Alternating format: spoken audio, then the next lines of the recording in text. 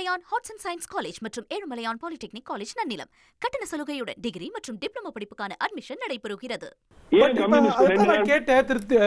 ரவிக்குமார் என்ன சொல்றாரு, எங்களுக்கு டெலிபரேஷனுக்கு டைம் வேணாமாங்க, நேத்திக்கு மாலையில தான் கூட்டம் கூடி இருக்கோம், எங்க பாடியில ஒரு கன்சென்சஸ் உருவாக்க வேண்டாமா, அதுல வந்து வெவ்வேறு பரந்துபட்ட பார்வை கொண்டவங்க இருக்கிறாங்கன்னா நமக்கு அவசரம் இருக்கலாம், அவங்களுக்கு என்ன அவசரம்?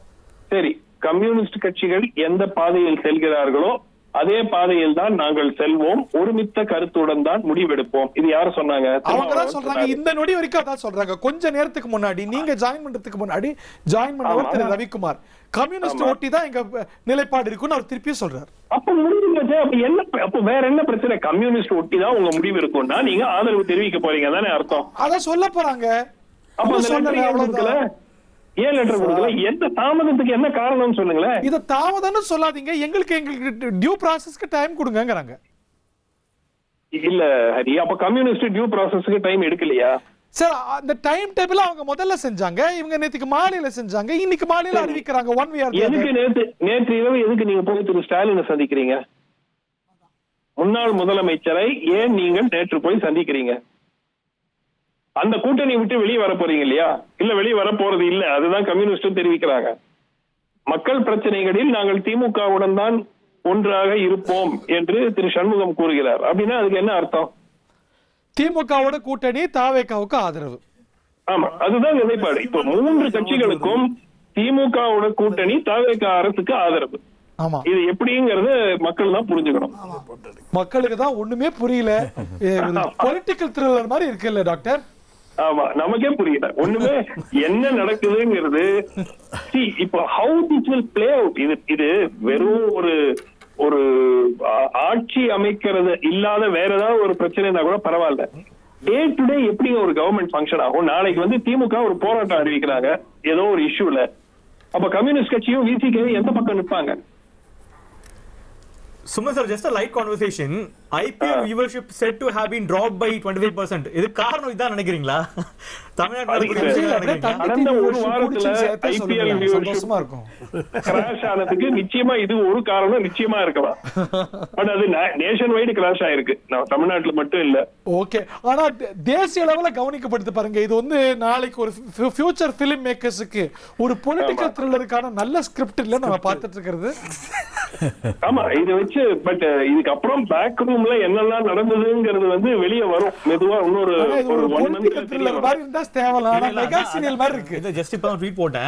நாளைக்கு ஜனநாயகன் படம் வந்தாலும் மக்கள் போய் பார்க்க மாட்டாங்க. they'll be stick to TV. என்ன இது அதோட சுவாரஸ்யம் குறைவா இருக்குன்னு நினைக்கலாம், தெரியல. இது ஆனா டாக்டர் மெகா சீரியல் மாதிரி திடீர்னு ஒரு திருப்பம் இருக்கும், நிறுத்துங்கன்னு ஒருத்தர் கை நிறுத்துவார், அப்புறம் தொடரும்னு போட்டுருவாங்க. அது மாதிரி ராத்திரி தொடரும்னு போட்டுறாங்க. சுபம்னு வரப்போகுதுன்னு பார்த்தா தொடரும்னு வருது. அதுதான் நேற்று இரவு எல்லாமே முடிஞ்சிருச்சுன்னு தான் எல்லாரும் நினைச்சோம். அதுக்கப்புறம் ஒரு ட்விஸ்ட் வந்துச்சு. இன்னைக்கு திருப்பியும் ட்விஸ்ட் இருக்கா இல்லையாங்கிறத பொறுத்து இருக்கணும். இப்போ விசிகே லெட்டர் கொடுத்தா அதை ஆளுநர் ஏத்துட்டு அழைப்பு விடுக்கிறாராங்கிறது அடுத்த ட்விஸ்ட். செல்லாதுன்னு சொல்றாரான்னு பார்க்கணும். சுமன் சார் வணக்கம். வணக்கம். நீங்க சொல்லும் பொழுது ஆளுநர் முதல் நாளே அவர் கடிதத்தை கொடுத்தவுடன் அவர் வந்து ஃப்ளோர் டெஸ்ட்டுக்கு அட்மிட் பண்ணி அலோவ் பண்ணியிருந்தாருன்னா மேட்ரு முடிஞ்சிருக்கும்னு சொன்னீங்க.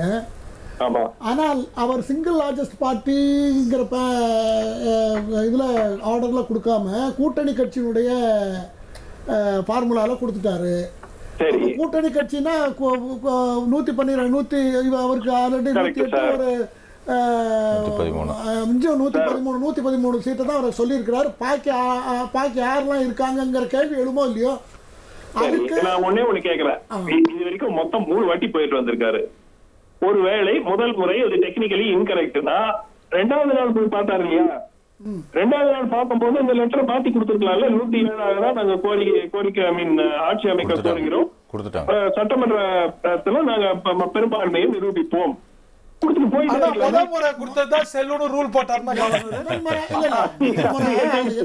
என்னன்னா அவருக்கு ஒண்ணு தெரிந்து போய்விட்டது, சிங்கிள் லார்ஜஸ்ட் பார்ட்டி கூட்டணி வந்து எனக்கு ஆதரிப்பாங்கன்னு சொல்லாம ஒரு 5 மெம்பர் இருக்கிற ஒரு காங்கிரஸ் மட்டும் மென்ஷன் பண்ணிட்டு அவங்க ஃபியூச்சர்ல 2-3 உள்ளாட்சி தேர்தலில் என்ன பண்ணணும், எம்பி எலெக்ஷன்ல என்ன பண்ணணும், இதெல்லாம் அதில் எழுதியிருக்காங்க. அந்த லெட்டரில் அட்டாச் பண்ணி கொடுத்துருக்கிறதுனால அவர் அதை வந்து அதைத்தான் அவர் கூப்பிட்டு வச்சு மறுநாள் ஒரு மணி நேரம் உட்காந்து அதை பற்றி பேசி இது எப்படி கிளாரிட்டி இல்லாமல் இருக்கிறது, எப்படி நான் பண்ணுறது, உங்களுடைய நீங்கள் சொல்லக்கூடிய நபர்களுடைய நம்பர்ஸை எனக்கு கொடுங்க, நான் நேரெல்லாம் அழைக்கல கொடுங்க, நான் வந்து நான் அதை த்ரூ பண்ணிடுறேன்னு அவர் சொல்லியிருக்கிறார். அதுக்கப்புறமும் அது இப்போ இதில் ஓடிக்கிட்டு இருக்கிறதுனால தான் இப்போ இந்த பிரச்சனைகள்லாம் வருது. இப்போ அவர் நினைச்சு சந்தேகப்பட்ட மாதிரி யாரெல்லாம் ஆதரவு கொடுக்கணும்னு சொன்னாங்களோ அத்தனை பேருமே நேற்று கம்யூனிஸ்ட் கட்சி 2 பேரும் கொடுத்துட்டாங்க. இன்னைக்கு திருமாவளவன் இன்னைக்கு நான் அவர் தான் முதல்ல காரணமாக இருந்தேன். எல்லாரும் நாங்கள் கம்யூனிஸ்ட் நாங்கள் எல்லாம் ஒன்றா தான் இருக்கிறோம், அவங்கள்ட்ட வாங்கியாச்சுன்னா என்கிட்ட வாங்கின மாதிரி தான்லாம் சொல்லியிருக்கிறார். ஆனால் அப்படி இருந்துட்டு இப்படி இவ்வளோ நேரம் லேட் பண்ணுறாருங்கிறது தான் எல்லா தரப்பில் இருக்கிற ஒரு வருத்தமாகவும் அவர் என்ன சொல்றாரு, மத்த எல்லாரும் காரணம் கவர்னர் காரணம் இல்லைங்கிறார். ஆமா எல்லாரும் காரணம், காரணம், சிபிஐ காரணம், சிபிஐ காரணம், இவ்வளவு தூரம் பாக்குறேன்ல சார். அவர் பதில் சொல்றாங்க. எந்த சட்டத்துல ஒருத்தர் ஒரு லெட்டர் கொடுக்குறாரு, இந்த லெட்டர் நான் வாபஸ் வாங்கிட்டு இந்த லெட்டரை வச்சுக்கோங்கன்னு சொன்னா முடிஞ்சு போச்சு. ஆளுநர் எந்த சட்டத்துல சொல்லிருக்கு ஒரு வாட்டி நீங்க கோரிக்கை வச்சா அந்த லெட்டர் மாத்தவே முடியாதுன்னு? எந்த சட்டத்துல இருக்கு? இல்ல இப்ப நீங்க நீதிமன்றத்துல நடவடிக்கை உங்களுக்கு தெரியும். ஒரு நீதிமன்றத்துல ஒரு பிளைண்ட்ல ஒரு மிஸ்டேக்க பண்ணிட்டு திரும்ப அதை எவ்வளவு குறைக்கணுமோ அதை குறைச்சிருக்கணும் நம்ம கேட்க முடியுமா சார்?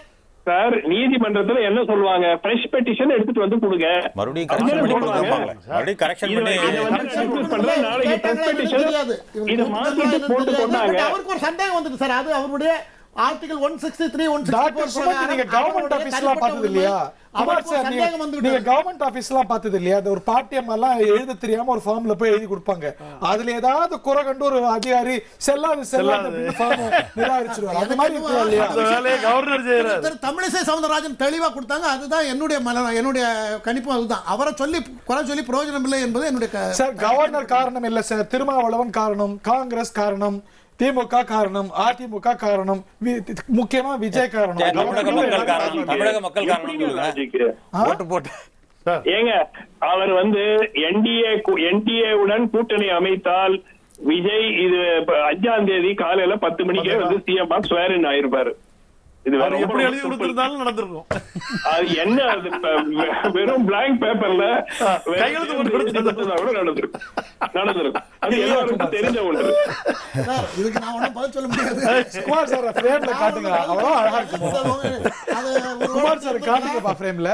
ஒருவேளை அப்படி இருந்திருக்கலாம். நான் இதுக்கு கருத்து சொல்ல விரும்பல. பட் அவர் ஒரு ஆளுநரை ஒரு ஸ்ட்ரைட் ஃபார்வர்டா நான் அப்ரோச்சா தான் நான் பாக்குறேன். ஓகே, அவர் ஸ்ட்ரைட் ஃபார்வர்ட். இப்ப ஏத்துப்பாரா சார்? இப்ப ஏத்துப்பாரா இல்ல இப்ப திருப்பியும் தாமதப்படுத்துவாரா? எல்லாத்தையும் வெரிஃபை பண்றாங்க. நான் பலமுறை சொல்லிருக்கேன். இப்ப கொடுத்தா ஒரு 10 எழுதி கொடுங்க, பேப்பர் எழுதி கொடுங்க. அப்போ நான் ஏத்துக்கிறேன். இப்போ 2 கொடுத்து போனாங்கன்னா முடிச்சிடுவார், அதை செட்டில் பண்ணிடுவார். தகவல் வந்துருச்சு, தகவல் வந்துருச்சு. நடக்கும் சார். அதுக்கு மேல பண்ண முடியாது. சரி, அவர் இங்க இருப்பாரா? வாங்கிக்கிறதுக்கு இங்க இருப்பாரா சொல்லுங்க. லெட்டர் வாங்கிக்கிறதுக்கு அவரு கேரளாக்கு போறாரு. பாத்தீங்களா, வச்சுட்டாங்க பாருங்க. கேரளாக்கு போறாரு மாலையில. ஹரி சார், டாக்டர் கேரளாக்கு போறாரு நாங்க மாலையில. ஆமா, அவரு அந்த டைமுக்கு அவர் கேரளா போயிடுவாரு. இங்க விசி கார்டு வந்து வரும்போது அவர் ஃளைட்ல ஏறிடுவாரு சார். பதவியேற்பு இருக்குல்ல டாக்டர், அங்கே பார்க்கணும்ல, அங்கே ஒரு கான்ஸ்டிடியூஷனல் வாக்கம் இருக்க முடியாதுல்ல? கரெக்ட். அங்க வந்து காங்கிரஸ் லெஜிஸ்லேட்டிவ் பார்ட்டி தலைவர் தேர்ந்தெடுக்கப்பட்ட உடனே வந்து அங்க ஸ்வேரிங் நடக்கும். சோ அதுக்காக அங்க போயிருவாருல்ல.